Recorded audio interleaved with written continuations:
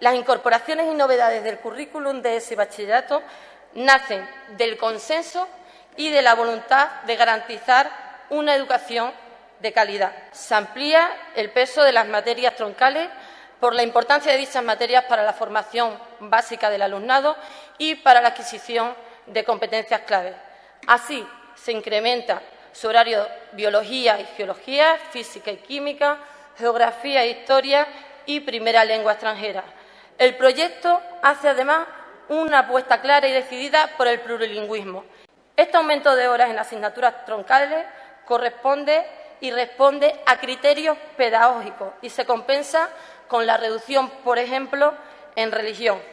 El nuevo proyecto también rescata para ESO y bachillerato la educación para la ciudadanía y derechos humanos, asignaturas que los participantes y la consejería consideramos clave para que el alumnado desarrolle su espíritu crítico y tenga una formación cívica más completa.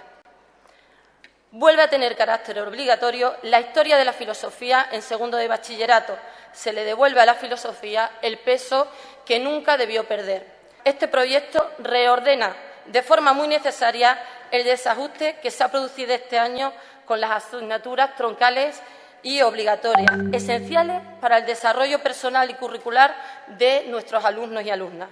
Pero también se han consensuado aportaciones encaminadas a nuevas exigencias formativas.